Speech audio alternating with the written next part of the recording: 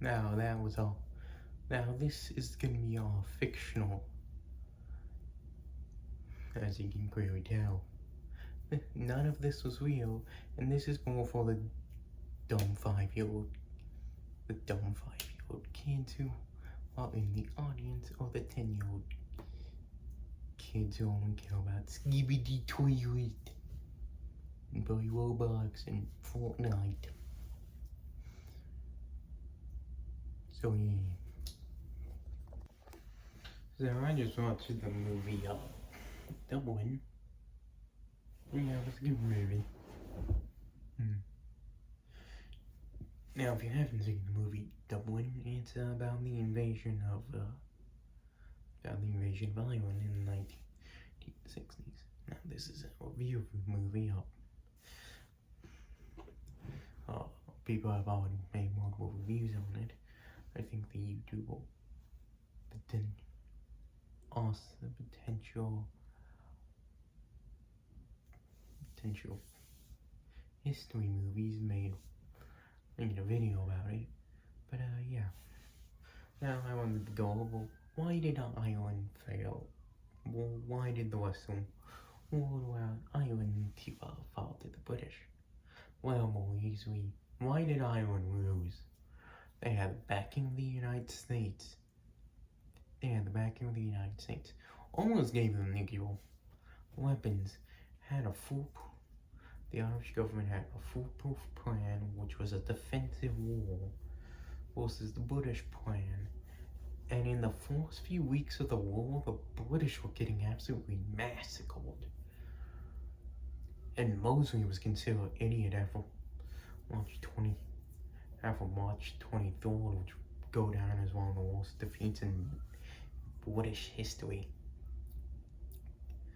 So why did Ireland start losing them? And why did it eventually fall in 1971? Well, multiple reasons. And let's first get to the invasion of it. Force. Now, the reason why Ireland was invaded was I don't think this, especially right now, we all know Mosley was, insane. Is that yeah, the UK didn't really like Ireland that much, which was kind of ironic, putting how Mosley even left the Conservative Party, even left the Liberal, they left the Conservative Party for the Liberal Party because of treating with Ireland. And then when the Liberals agreed with the Conservatives, then he left both parties and was kind of somewhat partyless until fascism became fascist. And because of that, yeah. And we all know the rest from there.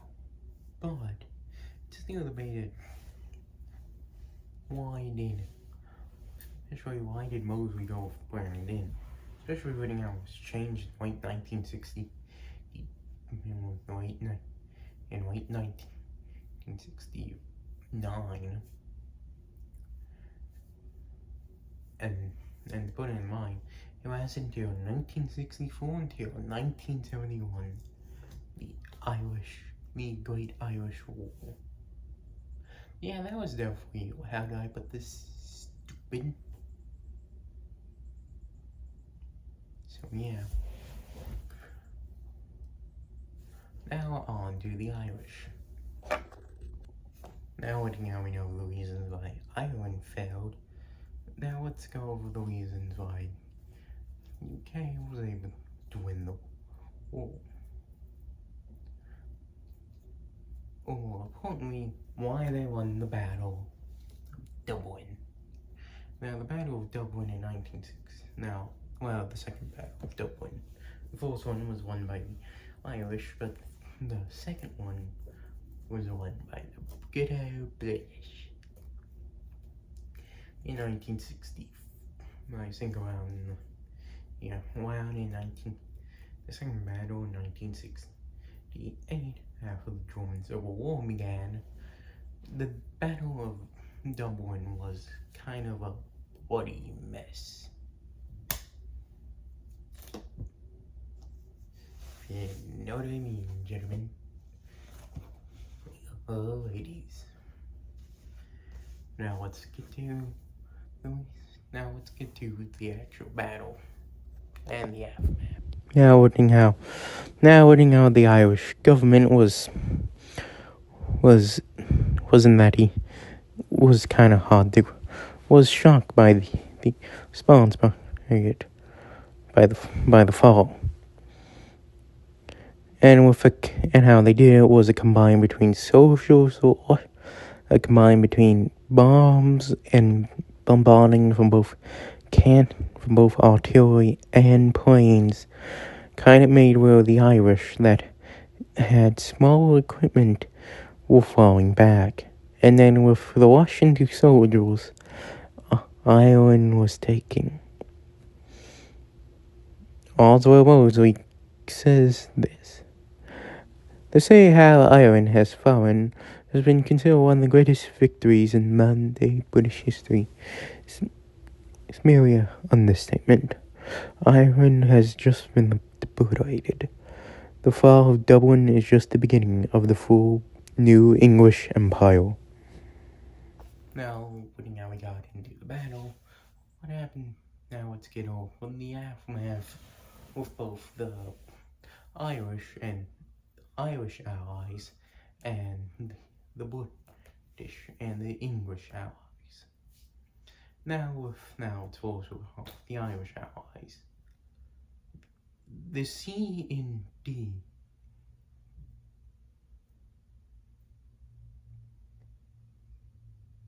was terrified after that. To put it in mind, it was generally a debate in Washington to send troops over into Ireland, but unlike with stuff such as the war in Japan, which was a three-way war between the Chinese imperial government and that was being supported by the Nazis, and the Chinese Republic that was being supported by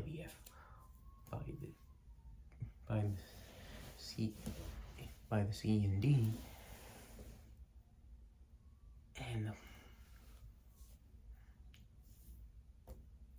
the Chinese Communist Revolutionary Government that was being supported by the Soviet Union and its allies, was generally they could send them there because it was a civil war and was seen as a United Nations problem. It was seen as a Security Council. But with Ireland, that was a general war. The UK declared war on Ireland, and any case scenario could generally start World War III. And because World War II was so deadly, one of the second biggest wars on the third biggest war on American soil, second being World War 3 years later, and the American Civil War, it would still be, that would be one of the dumbest things that the federal government would have done, even for its time. And also, Kennedy was stabbed because of Lee Harvey Oswald, not the U.S. as well, forgetting that the gun he used couldn't, he then in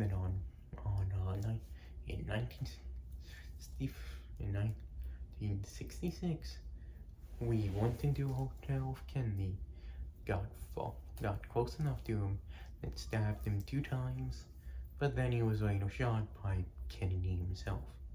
Now, Kennedy survived that whole deal and all that. He still was considered somewhat bad of York because of that,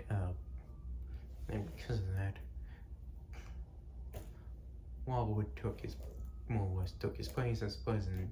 Kennedy was still officially president, but yeah, Kennedy wanted to support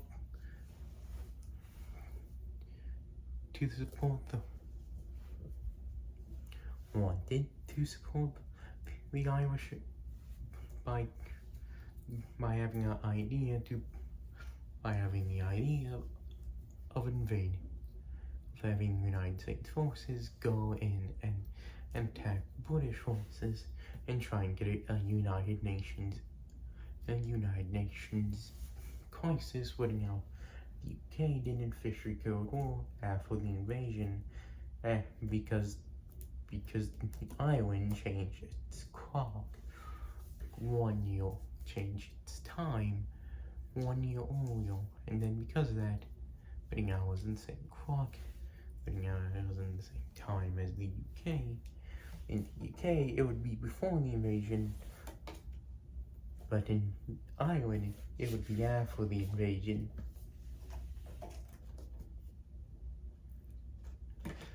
Good old-fashioned daylight savings. Thank goodness the United States doesn't have them. Well, we did have them during World War II, and then we abolished it. Then we had it during World War II, and then we abolished it. The UK still has theirs. Actually, most of Europe. Which is weird because Germany's defeated, the Soviet Union's gone. They do have to deal with terrorist threats, but it's not really that bad. So yeah.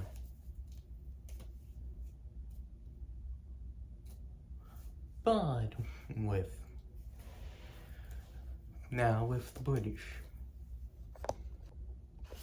With the British, after that, Oswald Mosley said full-scale redux, the plan, and to be more based off Dublin, firing artillery and bombing it with artillery and planes at the same time, and then keep bombarding and then send the troop wars in with a force-seeing dogfight with tanks and whatever else. It was more or less a reimagining of Blitzkrieg and a more reimagining of Napoleonic warfare. Especially with now we all know the West. Ireland was being sent in with guns, but it wouldn't have. They started using rebel tactics, and that started not really going so well. Irish, somewhat of a combine between both somewhat of the equivalent of America during its revolutionary days against the British. Hint, hint. But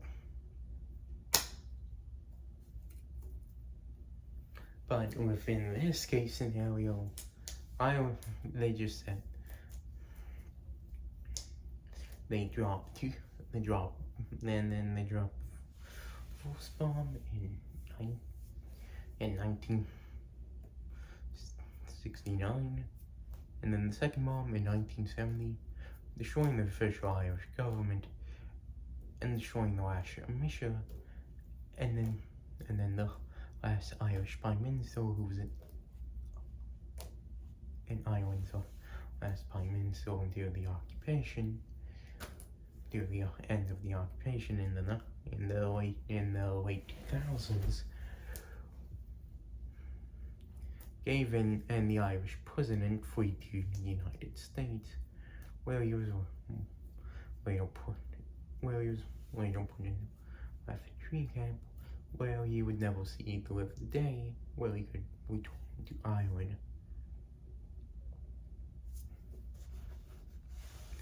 Yep. Does make you go, what happens if it was different? What if the Irish lost? What if America actually intervened? What if it was still a crisis. But no. So yeah.